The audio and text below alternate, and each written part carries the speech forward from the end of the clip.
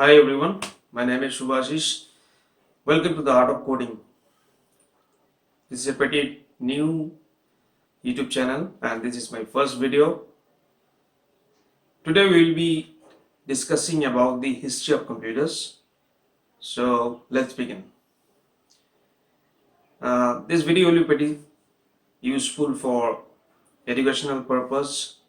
People who are highly interested to know about the history of computers and want to know regarding their future use also.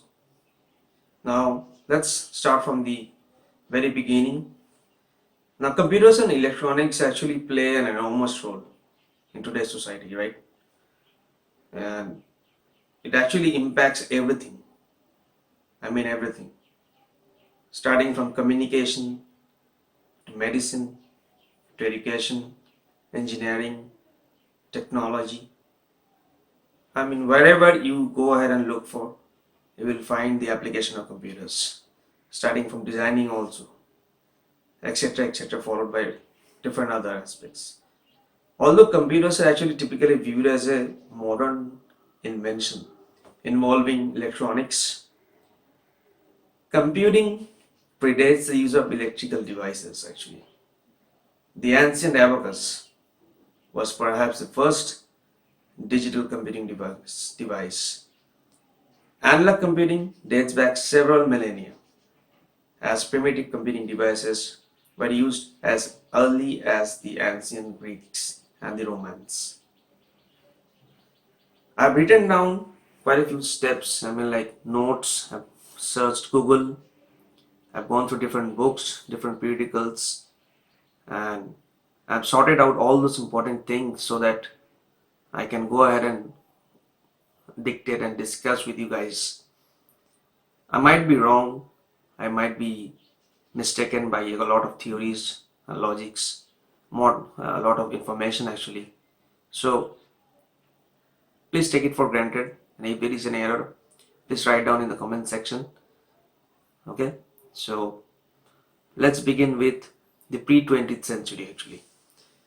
First of all, the thing that comes down to our mind is the Ishango bone.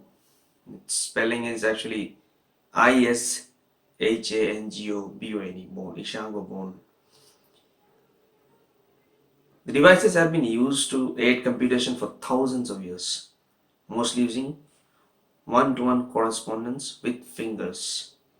The earliest counting devices was probably a form of tally stick. Later record keeping aids throughout the Fertile Crescent included calculi, clay spheres, cones with the help of ivory, bones, etc., which actually represented counts of items, probably livestock or grains, sealed in a hollow unbaked clay containers.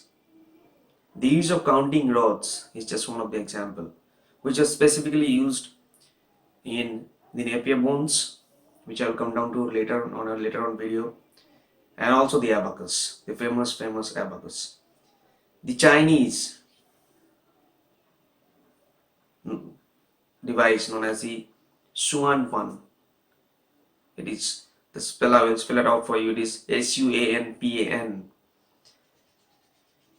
The number represented on this abacus, the Chinese version of this abacus, was 63027154008 approximately.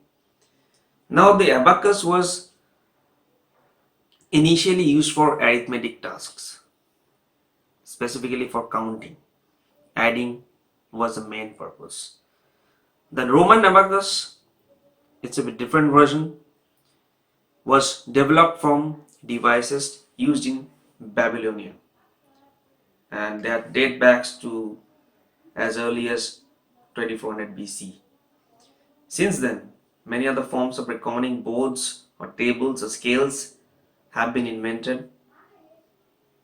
In the medieval European counting house, a checkerboard cloth would be placed on the table and markers were moved around on it according to certain rules. as in an aid to calculating sums of money. Now the ancient Greeks designed a particular mechanism. Now pronunciation of that particular device's mechanism is it's a bit problematic. So first I will spell it out for you. It is Antikythera, Antikythera, if I'm not wrong. It dates back to around 150 to 100 BC. It's actually the world's oldest analog computer. The Antikythera mechanism is believed to be the earliest mechanical analog computer. Now, according to Derek J.D. Solar Price, it was designed to calculate astronomical positions.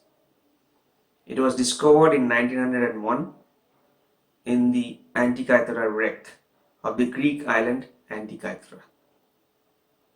So I hope you can understand the history behind this particular device. Right? Now between Kythera and Crete, and it is dated to circa around 100 BC.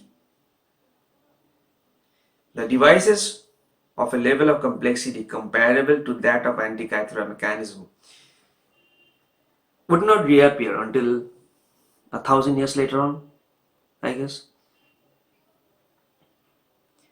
Many mechanical aids for calculation and measurement were constructed for astronomical and navigational use.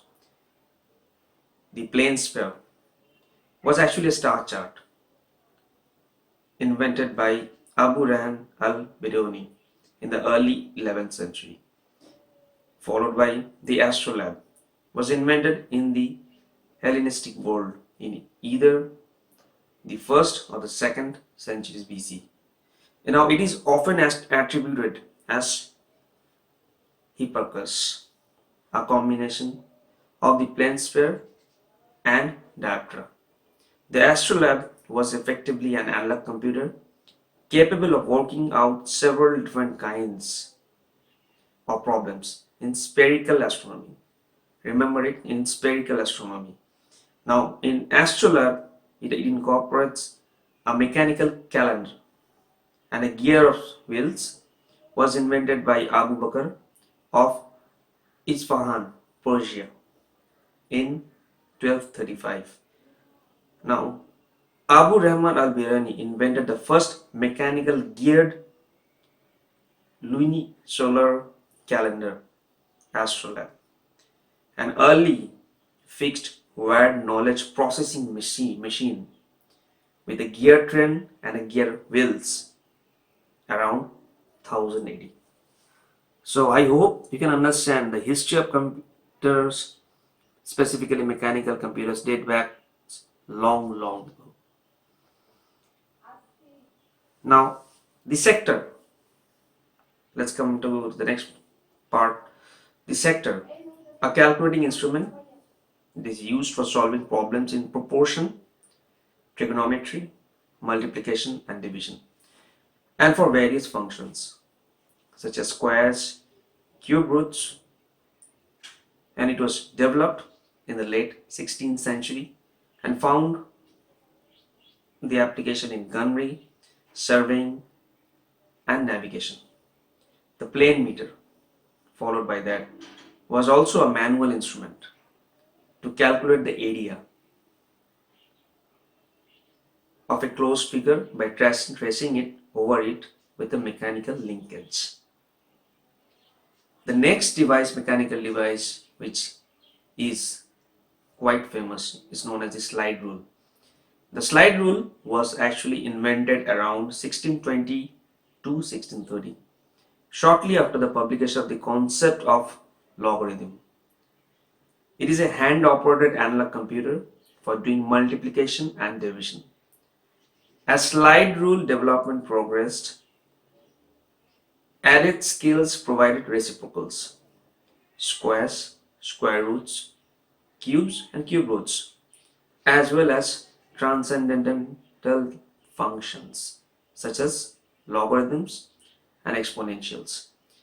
Circular and hyperbolic trigonometry and other functions. Slide rules with special scales are still used. Are still used. Still used nowadays for quick performance of routine calculation. Okay, such as for example, the E6B circular slide rule used for time and distance calculation on light aircraft. So you can possibly imagine a device which was developed so long ago, it's still being used in the 21st century. Now, the following section, say around 1770s, Mr. Pierre Jacques Droz, who was a Swiss watchmaker, built a mechanical doll named Automata that could write holding a quill pen. By switching the numbers and orders of its internal wheels, different letters and hence different messages could be produced. In effect, it could be mechanically programmed. So it can be programmed to read instructions, along with two other complex machines at the Musée Art et d'Histoire at Switzerland, and it still operates after so long years. The tide predicting machine, invented by Sir William Thomson in 1872, was a great utility for the navigational purpose in shallow waters. It is used as a system or by the application of pulleys and wires to automatically calculate the predicted tide levels for a set of period at a particular location. Okay. Next came the differential analyzer. It's actually a mechanical analog computer designed to solve differential equations by integration.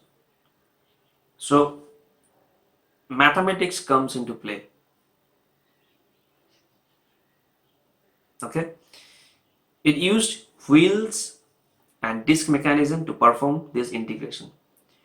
In 1876, Lord Kelvin had already discussed the possible construction of such calculators, but he had been stymied by the limited output torque of the ball and disk integrators. In a differential analyzer, the output of the integrator drove the input of the next integrator, or a graphical output. The torque amplifier was the advanced that allowed these machines to work. Starting in the 1920s, Vannevar Bush and others developed mechanical differential analyzers. Now, coming to the first computing device. The first computing device was actually developed by Sir Charles Babbage, who was an English mechanical engineer and polymath. Originated the concept of a programmable computer. I repeat, programmable computer. He was considered the father of the computer. I'm pretty sure everyone knows Sir Charles Babbage. He conceptualized and invented the first mechanical computer in the early 19th century after working on his revolutionary difference engine designed to aid in navigational calculation. In 1833, he realized actually that a much more general design was needed. That's why approximately 8 to 10 years he devised another set of systems known as the analytical engine, which was possible according to his thoughts and logics. The input of programs and data was to be provided to the machine via punched cards, a method being used at the time to direct mechanical looms such as the Jacquard loom. And for the output, the machine would have a curved plotter and a bell. The machine would also be able to punch numbers onto cards to be read in later. The engine incorporated an arithmetic logic unit, or in short form the ALU, control flow in the form of conditional branching and loops, and integrated memory. So it had integrated memory inside it, making it the first design for a general purpose computer that could be described in modern times as Turing Complete. The machine was about a century ahead of its time. I mean, more than a century ahead of its time. All the parts of this or his machine had to be made by hand. So it was developed completely by hand, not by any industry or with the help of any industrial equipments or anything like that. Now, this was a major problem for a device with thousands of parts. Eventually, the project was dissolved with the decision of the British government to cease funding. Babbage's failure to complete the analytical engine can be chiefly attributed to difficulties not only of politics and financing, specifically financing actually, but also to his desire to develop an increasingly sophisticated computer and to move ahead faster than anyone else could follow, considering the period. Nevertheless, his son, Mr. Henry Babbage, completed a simplified version of the analytical engine with a computing unit in the year 1888. He gave a successful demonstration of its use in computing tables in 1906. Now, coming back to analog computers, Sir William Thomson third tide predicting machine design, which came around 1879 to 1881. During the first half of the 20th century, many scientific computing needs were met by increasingly sophisticated analog computers, which used a direct mechanical or electrical model of the problem as a basis of computation. So that was the principle behind it. However, these were not programmable and generally lacked the versatility and accuracy of modern digital computers. The first modern analog computer was a tide predicting machine invented by Sir William Thomson in 1872.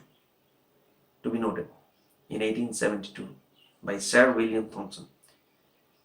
The differential analyzer, a mechanical analog computer designed to solve differential equations by integration using wheel and disc mechanisms, was conceptualized in 1876 by James Thomson, the brother of the more famous Lord Kelvin. The art of mechanical analog computing reached its zenith with the differential analyzer built by H.L. Hazen and Vannevar Bush at MIT starting in 1927. This built on the mechanical integrators of James Thomson and the torque amplifiers invented by Mr. H.W. Newman. A dozen of these devices were built before their obsolescence became obvious. By the 1950s, the success of digital electronics or digital electronic computers had spelled the end of most analog computing machines. But analog computers remained in use still around 1960s. In some sophisticated applications such as educational control systems and aircraft, the slide rule, specifically the slide rule, which I mentioned earlier. Now, the electromechanical devices, say by 1938 actually, the United States Navy, they had actually developed an electromechanical analog computer small enough to be used aboard a submarine. This was the Torpedo data computer, named as the Torpedo data computer, which used trigonometry to solve the problems of firing a torpedo at a moving target. During World War II, similar devices were developed in other countries as well as. Now, replica of Zeus Z3, the first fully automatic digital electromechanical computer. Coming to the later part, early digital computers were actually electromechanical, right? First was mechanical, then came the electromechanical devices. Now, on the electromechanical segment, electric switches drove mechanical relays to perform the calculation. These devices had a low operating speed and were eventually superseded by faster all electronic computers, originally using vacuum tubes. The Z2 created an electromechanical relay computer. In 1941, Zeus followed his earlier machine up with the Z3, the world's first working electromechanical programmable fully automatic digital computer. Now the Z3 was built with 2000 relays, implementing a 22-bit word length that operated at a clock frequency of about, say, 5 to 10 hertz. Now program code was supplied on punched film, while data could be stored in 64 words of memory or supplied from the keyboard. It was quite similar to modern machines in some aspects actually. Pioneering numerous advances such as floating point numbers, rather than the harder to implement decimal system using Charles Babbage's earlier design using a binary number system, meant that Zeus machines were easier to build and potentially more reliable. Given the technologies available at that particular time, the Z3 was Turing Complete. Now vacuum tubes and digital electronic circuits followed through. Purely electronic circuit elements soon replaced their mechanical and electromechanical equivalents. At the time that digital calculation replaced analog, the engineer Tommy Flowers, working at the post office research station in London in 1930s, began to explore the possible use of electronics for the telephone exchange. Now, experimental equipments that he built in 1934 went into operation 5 years later, converting a portion of the telephone exchange network into an electronic data processing system using thousands of vacuum tubes. I mean, more than thousands of vacuum tubes. In the US, meantime, John Vincent Atanasoff and Clifford E. Berry of Iowa State University developed and tested the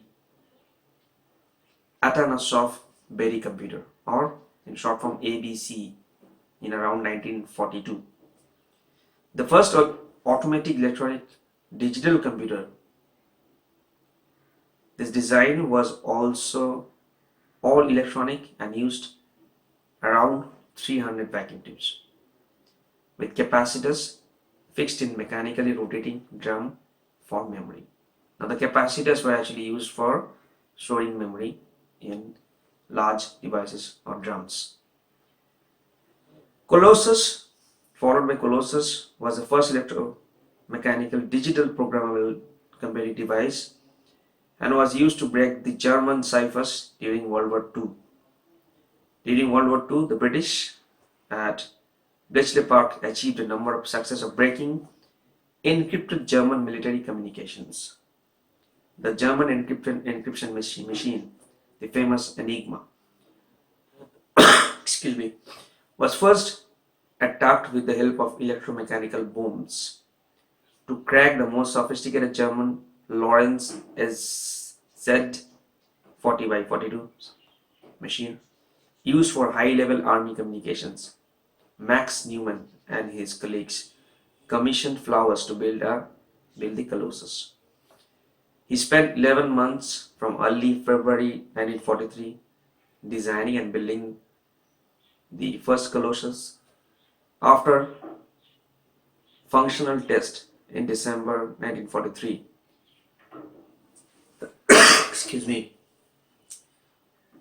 Colossus was actually shipped to Bletchley Park, where it was delivered on 18 January 1944 and attacked its first message on 5th February. Colossus was the first electronic digital programmable computer. It used a large number of valves, vacuum tubes. It had a paper tape input for inputting information and was capable of being configured to perform a variety of Boolean or logical functions or operations on its data or information. But it was not Turing complete. 9 MK2 Colossus were built. The MK1 was converted to MK2, making 10 machines in total. Colossus Mark I contained 1500 thermionic valves or tubes, but Mark II with 2400 valves was both 5 times faster and simpler to operate than Mark I, greatly speeding the decoding process. Greatly actually speeding up the decoding process, I mean to say. Followed by the ENIAC, which was the first electronic Turing complete device and performed ballistic trajectory calculations for the United States Army. Now, ENIAC was developed by the Defense Department, the United States Army. The US built the ENIAC, the short form, which is known as ENIAC. The full form is Electronic Numerical Integrated and Computer. Was actually the first electronic programmable computer built in the US. Although the ENIAC was similar to the Colossus, it was much faster, more flexible, and it was a Turing complete.